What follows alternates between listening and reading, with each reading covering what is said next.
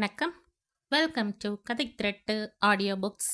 இந்த வீடியோவில் நம்ம என்ன கதை கேட்க போகிறோம்னா, சந்தேகம் சிறுகதை. நம்ம சேனலை இது வரைக்கும் சப்ஸ்கிரைப் பண்ணாதவங்க சப்ஸ்கிரைப் பண்ணுங்க.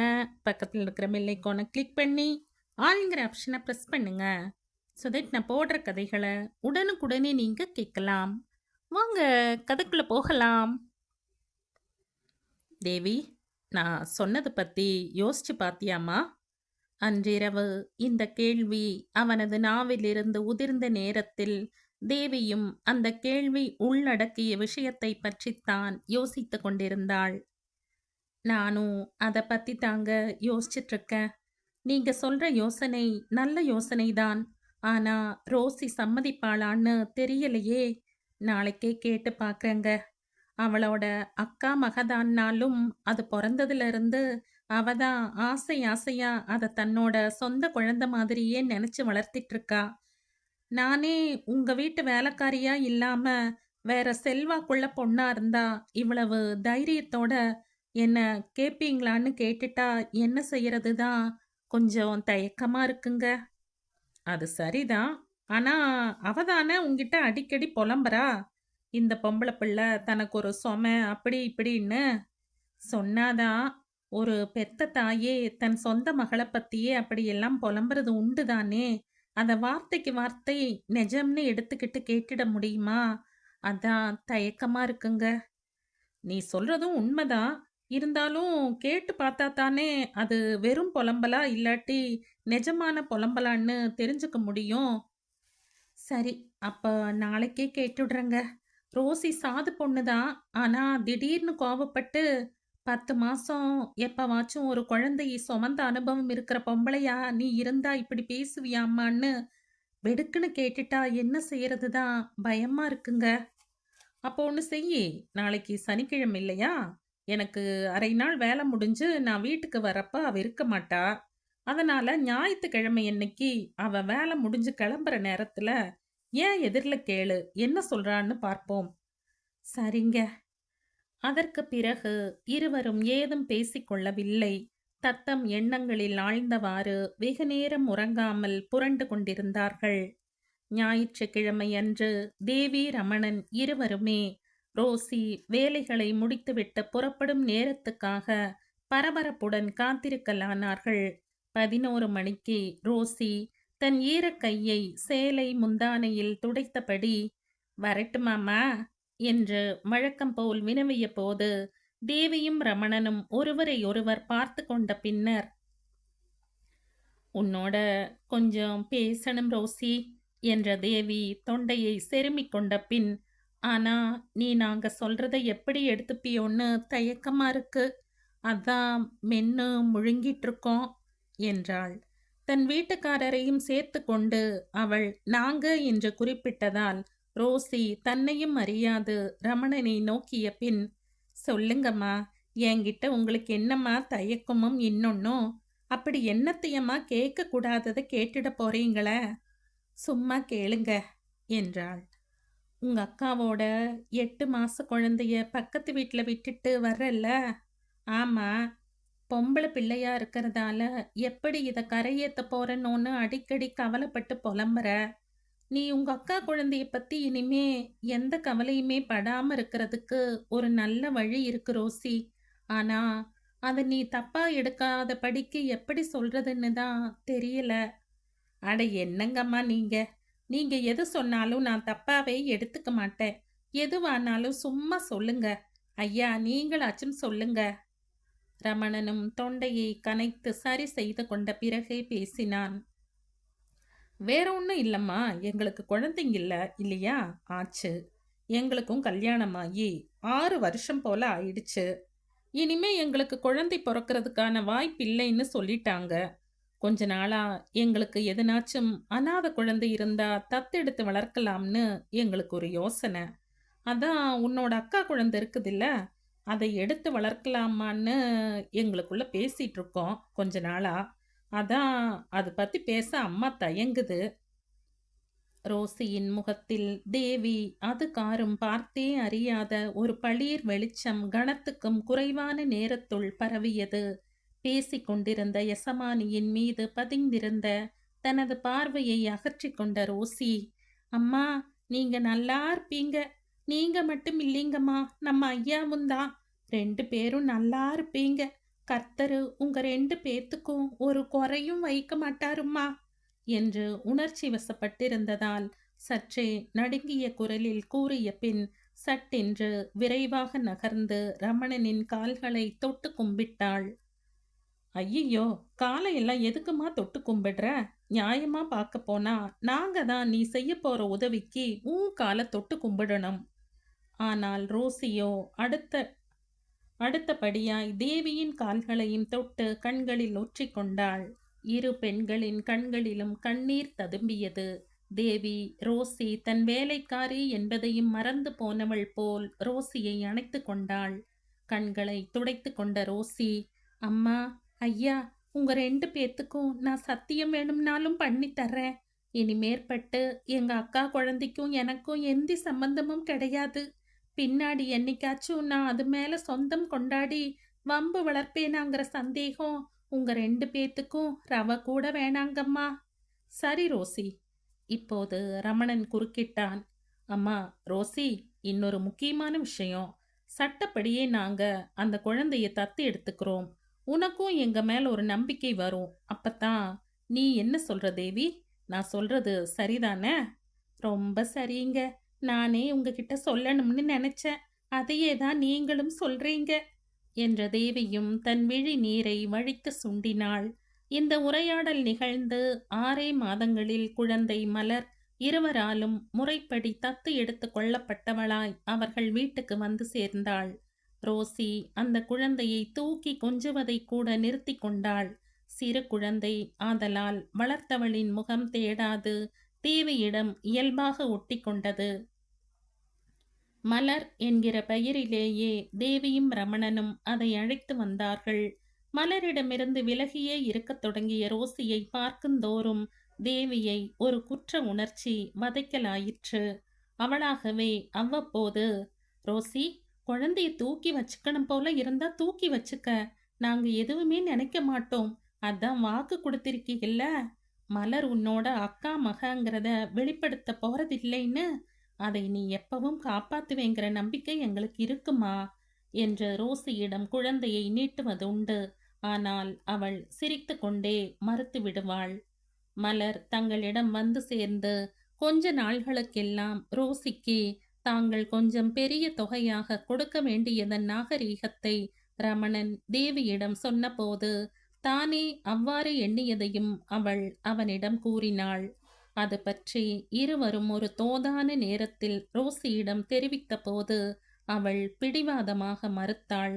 தனது சுமையை அவர்கள் குறைத்ததும் குழந்தையை எல்லா வசதிகளுடன் வளர்ப்பதும் படிக்க வைக்கப் போவதும் அவர்களுக்கு நன்றி செலுத்தும் அவசியத்தில் தன்னைத்தான் வைத்திருப்பதாகவும், எனவே அவர்களிடமிருந்து தன்னால் ஒரு காசு கூட வாங்கிக் கொள்ள முடியாது என்றும் கூறி அவர்கள் தர நினைத்த பெருந்தொகையை மறுதலித்து விட்டாள். இருப்பினும் ரமணன் அவள் பெயரில் ஒரு பெருந்தொகையை வங்கியொன்றில் போட்டு வைத்தான்.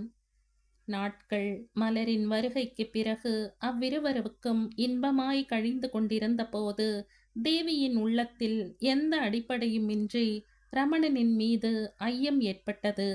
ஊரில் எத்தனையோ அப்பா அம்மா பேர் கூட தெரியாத அனாதை குழந்தைகள் இருக்கையில் ரமணன் ரோசியின் அக்கா குழந்தையை தத்து எடுக்க தேர்ந்தெடுப்பானேன் என்கிற ஐயம்தான்.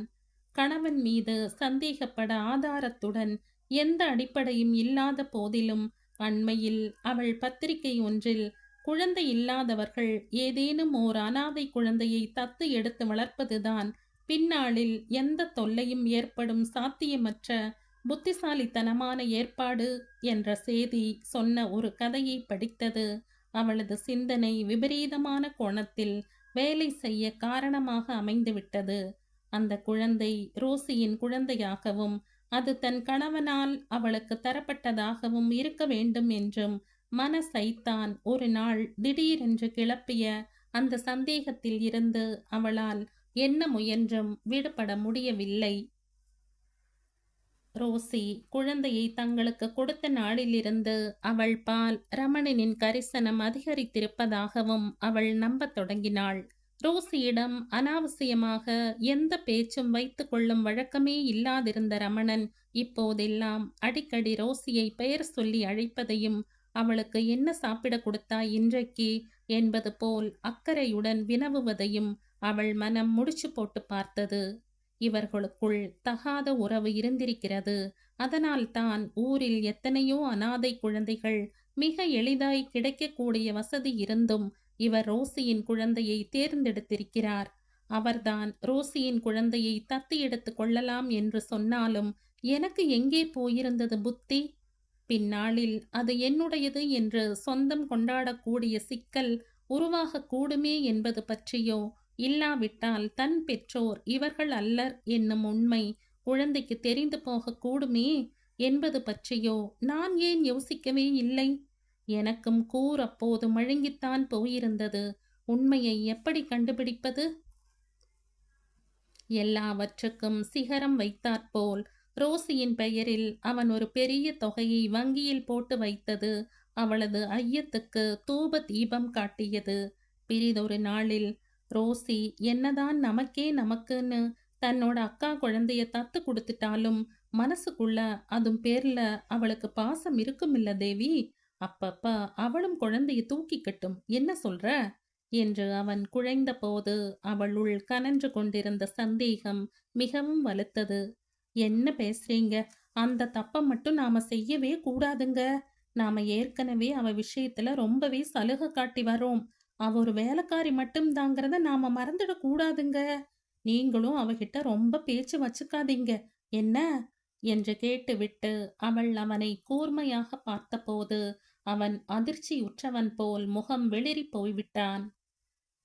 அவளது இந்த பேச்சு அவன் அதுகாரும் அறிந்திருந்த தேவியின் இயல்பிலிருந்து வேறுபட்டிருந்ததாய் அவனுக்கு தோன்றியது. குழந்தையை அவளிடம் தர வேண்டாம் என்று சொன்னது கூட ஒரு வகையில் சரியான கருத்துதான் என அவனுக்கு பட்டாலும், அவளுடன் அவன் ரொம்ப பேச்சு வைத்து கொள்ளக்கூடாது என்று கூறியதுதான் அவனை மிகவும் உறுத்தியது என்பது அவளுக்கு புரியவே செய்தது. மடியில் கனம் இருப்பவர்களுக்குத்தானே வழியில் பயம் இருக்குமாம். இவர் ஏன் முகம் மாறிப்போய் அதிர்ச்சி அடைந்தவர் போல் வாயிழந்து நிற்கிறார்? ஏதோ விஷயம் இருக்கிறது என்று அவளுக்கு தோன்றியது. ஆனால் ஒன்றில் மட்டும் அவளுக்கு உறுதியான நிலைப்பாடு இருந்தது. ரமணன் மீது அவளுக்கு சந்தேகம் ஏற்பட்டு விட்டாலும் அவனுக்கு அது தெளிவாய் தெரியும் வண்ணம் தான் இனி ஒருபோதும் நடந்து கொள்ளக்கூடாது என்று அவள் உடனேயே முடிவு செய்து கொண்டாள். தனது ஐயம் அவனுக்கு தெரிந்து போவது அவனை எச்சரிக்கை படித்துவிட்டால் அவ்விருவரின் ரகசியத்தை தன்னால் கண்டுபிடிக்க இயலாது போய்விடக்கூடும் என்னும் காரணத்தால் தான் அவள் அப்படி ஒரு முடிவுக்கு வந்தாள். ரோசி அவர்கள் வீட்டில் 6 ஆண்டுகளாக வேலை செய்து வருகிறாள். கடந்த ஆண்டின் தொடக்கத்தில் கோயமுத்தூரில் இருக்கும் தன் அக்கா உண்டாகி இருப்பதாகவும், எனவே உதவிக்கு கூப்பிட்டிருப்பதாகவும், திரும்பி வருவதற்கு நீண்ட நாள் ஆகலாம் என்றும், ஆனால் தனக்கு பதிலாக வேறு எவளை வேலையில் அமர்த்தினாலும் தான் திரும்பி வந்ததும் அவளை அனுப்பிவிட வேண்டும் என்றும் சொல்லி அவள் வாக்குறுதி பெற்று சென்றதற்கு இப்போது தேவி தனிப்பட்ட அர்த்தத்தை கற்பித்து கொண்டாள். தான் கருவுற்றிருப்பது தெரிந்ததுமே அவள் தந்திரமாய் புறப்பட்டு போய்விட்டதாகவும், அவளுக்கு அக்காவே இல்லை என்றும் அவள் நினைத்தாலும் தங்களை வளர்த்த மாமனுக்கு தெரியாமல் அவள் வேற்று சாதி பையனை மணந்து ஓடிப்போனதாலேயே அதுநாள் வரையில் தன் மாமனின் கட்டளைப்படி அவளை பற்றி வெளியாள் யாரிடமும் சொன்னதில்லை என்று அவள் தானாகவே முன்வந்து அளித்த விளக்கம் சந்தேக வித்து அவள் மனதில் விழுந்துவிட்ட இந்த கணத்தில் தந்திரம் நிறைந்த உத்தியாக அவளுக்கு பட்டது. என்னங்க, என்னமோ அப்படியே திகச்சு போய் பார்க்குறீங்க? நான் தமிழ்ல தானே பேசினேன். எல்லாம் நம்ம 2 பேரோடவும் நல்லதுக்கு தாங்க சொல்றேன். திகச்சு போகல தேவி, ஒரு மாதிரி அதிர்ச்சியா இருந்துச்சு. ரோசி நமக்காக எவ்வளவு விட்டு கொடுத்துருக்கா. தான் வளர்த்த ஒரு குழந்தை மேல ஒரு பொண்ணுக்குள்ள சொந்தத்தை நாம மறுக்கலாமா தேவி? அதான் எனக்கு தோணின நியாயத்தை சொன்னேன். அப்புறம் உன்னிஷ்டம். ரோசி மேல கொஞ்சம் கனிவு ஏற்பட்டுச்சு. உனக்கு பிடிக்கலைன்னா நான் பேசல. முன்ன மாதிரி நான் உண்டு, என் வேலை உண்டுன்னு இருந்துக்கிறேன். தான் அவர்கள் இருவரையும் சந்தேகப்படுவதாக அவன் யூகித்து விட்டானோ என்ற கணம் போல் அவளுக்கு தோன்றினாலும், அந்த அளவுக்கு ரமணன் உள் உணர்வு படைத்தவன் அல்லன் என்கிற எண்ணமும் அவளுள் உடன் எழுந்தது. பொறுத்திருந்து இருவரையும் கண்காணிக்க முடிவு செய்தாள். ரமணன் முகம் சிரித்து போனவனாய் அவ்விடம் விட்டகன்றான். தேவியின் திடீர் மனப்போக்கு அவனை வியப்பில் ஆழ்த்தி சிந்தனை வயப்படவும் செய்தது. ஆனால் அவளுடைய சிந்தனை ஓடிய தினுசுக்கான அடிப்படை அவனுக்கு புரியத்தான் இல்லை. என்ன பொம்பளைங்களோ, திடீர் திடீர்னு வேற மாதிரியா பேச தொடங்கிடுவாங்க. ஆ, ரமணன் மேற்கொண்டு அது பற்றிய யோசனையில் ஆழாமல் தன் தினமணி நாளிதழில் ஆழ்ந்து போனான். தேவியோ வேறு விதமான எண்ணங்களில் ஆழ்ந்து போனாள். தன் கணவனுக்கும் ரோசிக்கும் இடையே இருந்ததாய் தான் சந்தேகிக்கும் தகாத உறவு உண்மையில் இருந்ததா இல்லையா என்பதை எவ்வாறு கண்டுபிடிப்பது என்னும் எண்ணம் அவளை ஆட்டி அலைக்கழிக்கலாயிற்று. உண்மையை கண்டுபிடித்தாலன்றி உறங்க முடியாது என்னும் நிலையில் அவள் இருந்தாள் என்பது மிகையன்று. ரோசி தன்னை வளர்த்த தாய் மாமனின் மறைவுக்குப் பிறகு திருமணமாகாத தன் தோழி ஒருத்தியோடு வசித்து வருவதாய் சொல்லி இருந்தாள். அவள் தன் அக்காவுக்கு உதவ கோயம்புத்தூருக்கு போயிருந்த சமயத்தில் அவர் காலமானதாகவும் அவளது கோயம்புத்தூர் முகவரி தெரியாததால் அக்கம் பக்கத்து குடிசைக்காரர்கள் அவரது இறுதி சடங்கை முடிந்து விட்டதாகவும் கூறியிருந்தாள். எனவே குழந்தை பற்றிய உண்மையை கண்டுபிடிக்க வேறு என்னதான் வழி என்று அவள் மண்டையை உடைத்து கொள்ளலானாள். மறுநாள், ரோசி, உனக்கு என்ன வயசாகுது என்று தேவி அவளிடம் விசாரித்தாள். ஏம்மா, உங்க மாமாவும் இல்ல, உனக்கும் ஒரு கல்யாணம் பண்ண வேண்டாமா? அதுக்குத்தான் கேட்குறேன். ஒரு 20-22 வயசு இருக்குமா? நான் 6ஆப்பு வரையில படிச்சிருக்கம்மா. ஸ்கூலு சர்டிஃபிகேட்ல 1981ன்னு போட்டிருக்குதுமா. அப்ப நான் ஒரு யூகமா சொன்னது சரிதான். 21 முடிஞ்சிருச்சு. உனக்கு கல்யாணம் கட்டிக்க விருப்பம் இல்லையா? என்ன கம்முன்னு நிக்கிற? யாரு எடுத்து போட்டுக்கிட்டு செய்யறதுக்கு இருக்காங்கன்னு நினைக்கிறியா? இவராண்ட சொல்லி நான் ஏற்பாடு பண்றேன். என்ன சொல்ற? என்ன ரோசி, எதுக்கு அழுவுற? நான் நினைச்சது சரிதான். இவரையே விட்டு இவளுக்கு ஒரு புருஷனை தேட சொன்னா இவளுக்கு அழுகை வராம பின்ன சிரிப்பா வரும். இல்ல, இந்த அம்மா இவ்வளவு வெகுளியா இருக்குதே, இதுக்கு போய் துரோகம் பண்ணிட்டமேன்னு ஒருக்கா வருத்தப்படுறாளா? அப்படியும் இருக்கும். இதுதான் நல்ல சமயம். வெட்டு 1 துண்டு 2ன்னு கேட்டு சமாச்சாரத்தை தெரிஞ்சுக்கிடணும். ரோசி சட்டென்ற முகம் பொத்தி தோள்கள் குலுங்க அழத் தொடங்கினாள். என்ன ரோசி, நல்ல விஷயம் பேசினா இப்படி அழுவற? சொல்லு, நாங்க பார்க்கட்டுமா? ரோசி அழுகையை நிறுத்தி கண்களை சேலை முந்தானையால் துடைத்து கொண்டாள். வேணாம்மா, அதுக்கெல்லாம் நான் கொடுத்து வைக்கல. அப்படின்னா என்ன சொல்ற ரோசி? அம்மா, நான் ரெண்டும் கெட்டவம்மா. கல்யாணத்துக்கெல்லாம் லாயக்கில்லாதவ. இப்ப நீ சொன்னதுக்கு என்ன அர்த்தம் ரோசி?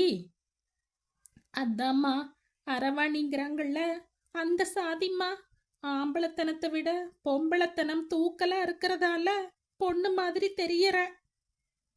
தேவி இந்த புதிய வெளிப்பாட்டால் அப்படியே இடிந்து போனாள். ரோசி, எங்கண்ணு என்று கூவியவாறு பாய்ந்து அவளை அணைத்து கொண்டு கண் கலங்கினாள். தேவியின் குழறலான கூச்சலால் ஈர்க்கப்பட்டு தன் அறையை விட்டு விரைந்து வெளியே வந்த ரமணன் 2 பெண்களும் ஒருவரை ஒருவர் அணைத்து கொண்டு கண் கலங்கிக் கொண்டிருந்த கோலம் கண்டு திகைப்புற்றவனாய், இந்த பொம்பளைங்க இருக்காங்களே, விசித்திரமானவங்க என்றெண்ணி தனக்குள் சிரித்தவனாய் தன் அறைக்கு திரும்பி போனான். 2004ஆம் ஆண்டு வெளிவந்த சிறுகதை இது. இந்த கதை உங்களுக்கு பிடிச்சிருந்தா லைக் பண்ணுங்க, ஷேர் பண்ணுங்க, சப்ஸ்கிரைப் பண்ணுங்க. மற்றும் ஒரு இன்ட்ரெஸ்டிங்கான கதையோட அடுத்த வீடியோல சந்திப்போம். பை. தேங்க்யூ.